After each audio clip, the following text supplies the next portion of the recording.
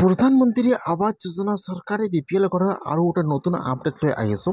এইটো আপডেট হ'ল যদি আপোনালোকৰ ঘৰত জিঅ'টেক কৰিছে তেনেহ'লে কিন্তু আজি নতুন জিঅ'টেক কৰা দুটা লিষ্ট মুকলি হৈ গ'ল। এতিয়া যিসকলে এতিয়ালৈকে চৰকাৰী ঘৰটো লাভ কৰা নাই সেইসকলে আজি চৰকাৰী ঘৰৰ নতুন জিঅ'টেক হোৱা লিষ্টটো চেক কৰক যে আপোনালোকৰ লিষ্টত নামটো আহিছে নে অহা নাই। যদি আপোনালোকৰ নামটো বা আপোনাৰ জিঅ'টেক কৰিছে তেনেহ'লে কিন্তু আপোনালোকৰ নামটো লিষ্টত আহিছে। কেনেকৈ আপোনালোকে চৰকাৰী ঘৰৰ নতুন জিঅ'টেক লিষ্টটো চেক কৰিব আপোনালোকে আপোনাৰ নিজৰ মোবাইলৰ পৰা মই এইটো ভিডিঅ'ত আপোনালোকক সম্পূৰ্ণ প্ৰচেছ ষ্টেপ বাই ষ্টেপ দেখুৱাই দি আছোঁ। আপোনালোকে জানিবলৈ হ'লে ভিডিঅ'টো সম্পূৰ্ণকৈ চাই ল'ব, স্কিপ নকৰাকৈ। যিসকল মানুহৰ জিঅ'টেক সম্পূৰ্ণ হৈ গৈছে বা সম্পূৰ্ণ ভেৰিফাই হৈ গৈছে সেইসকলৰ লিষ্টত নাম আহি গৈছে। কেনেকৈ আপোনালোকে জিঅ'টেকৰ লিষ্টটো চেক কৰিব চাই লওক। এতিয়া আপোনালোকে ফাৰ্ষ্ট এইটো অপশ্যনত আহিব লাগিব। মই কিন্তু আপোনাৰ সুবিধাৰ কাৰণে অপশ্যনৰ লিংকটো মই ডিছক্ৰিপশ্যনত দি দিছোঁ। আপোনালোকে ডাইৰেক্ট ক্লিক কৰি ফাৰ্ষ্ট এইটো অপশ্যনত আহি যাব। অহাৰ পিছত ইয়াত চাব দিয়া আছে অল ষ্টেট। এতিয়া আপোনালোকে ফাৰ্ষ্ট সেইটো অপশ্যনৰ ওপৰত ক্লিক কৰিব অল ষ্টেট। ইয়াত আহি যাব আপোনাৰ ষ্টেট নাম। এতিয়া আপোনালোকে ইয়াত চাই ল'ব যে ইয়াত আপোনাৰ ষ্টেট নাম কোনটো হয়। ইয়াত যিটো আপোনাৰ ষ্টেট নাম হয় এতিয়া আপোনালোকে আপোনাৰ ষ্টেট নাম ছিলেক্ট কৰি লৈ ল'ব আছাম। তাৰপিছত ইয়াত আহি যাব আপোনাৰ ডিষ্ট্ৰিক্টৰ নাম। এতিয়া আপোনালোকে ইয়াত আপোনাৰ ডিষ্ট্ৰিক্টৰ নামটো ছিলেক্ট কৰি লৈ ল'ব। তাৰপিছত ইয়াত আহি যাব আপোনাৰ ব্লকৰ নাম।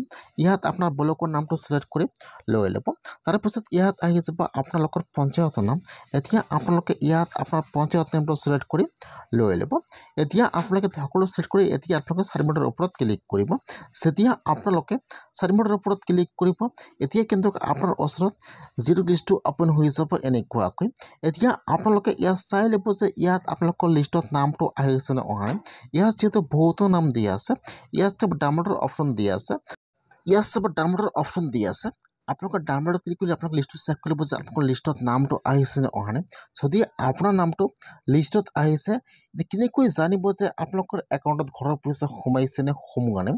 এতিয়া আপোনালোকে ইয়াত চাই ল'ব যে ইয়াত কিন্তু আপোনাৰ ঘৰৰ ৰেজিষ্ট্ৰেশ্যন ID নম্বৰ দিয়া আছে। এতিয়া আপোনালোকে ইয়াৰ পৰা ID নম্বৰটো কপি কৰি লৈ ল'ব। আপোনালোকে ফাৰ্ষ্ট ইয়াৰ পৰা ID নম্বৰটো কপি কৰি লৈ ল'ব। তাৰপিছত আপোনালোকে এতিয়া হোম পেজত আহি যাব। ইয়াত চাব ইয়াত আপোনাৰ নাম দিয়া আছে আৰু ইয়াত আপোনাৰ ঘৰৰ ৰেজিষ্ট্ৰেশ্যন ID নম্বৰ দিয়া আছে। আপোনালোকে ফাৰ্ষ্ট ID নম্বৰটো কপি কৰি লৈ ল'ব। তাৰপিছত এতিয়া আপোনালোকে হোম পেজত আহি যাব। অহাৰ পিছত ইয়াত চাব 5 নম্বৰত অপশ্যন দিয়া আছে ষ্টেক হোল্ডাৰ্ছ। এতিয়া আপোনালোকে সেইটো অপশ্যনৰ ওপৰত ক্লিক কৰিব ষ্টেক হোল্ডাৰ্ছ। এতিয়া 1 নম্বৰত আহি যাব PMAY ইউনিভাৰ্চিটি। এতিয়া আপোনালোকে সেইটো অপশ্যনৰ ওপৰত ক্লিক কৰিব। এতিয়া আপোনাৰ ওচৰত আৰু এটা নিউ পেজ অ'পেন হৈ যাব এনেকুৱাকৈ। এতিয়া যিটো আপোনাৰ ঘৰৰ ৰেজিষ্ট্ৰেশ্যন ID নম্বৰ আছে ইয়াত আপোনাৰ ঘৰৰ ID নম্বৰটো বহাই দিব আৰু এইফালে চাব কেপচা দিয়া আছে। এতিয়া আপোনাৰ তাত যিটো কেপচা আহিছে এতিয়া আপোনালোকে ইয়াত কেপচাটো বহাই দিব। কেপচাটো বহাই দি আপোনালোকে এতিয়া চাৰিমুঠৰ ওপৰত ক্লিক কৰিব। যেতিয়া আপোনালোকে কেপচাটো বহাই দি চাৰিমুঠত ক্লিক কৰিব এতিয়া কিন্তু ইয়াত আপোনাৰ ডিটেইলছ সম্পূৰ্ণ অ'পেন হৈ যাব এনেকুৱাকৈ।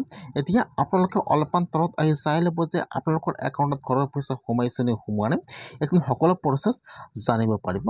আপোনালোকে এনেকুৱাকৈ নতুন লিষ্টটো চেক কৰোঁ যে আপোনালোকৰ নামটো আহিছে নে অহা নাই আৰু এনেকুৱাকৈ আপোনালোকে পে'মেণ্টটো চেক কৰোঁ যে আপোনাৰ একাউণ্টত পে'মেণ্টটো সোমাইছে নে সোমোৱা নাই। এনেকুৱাকৈ চেক কৰক নিজৰ মোবাইলৰ পৰা।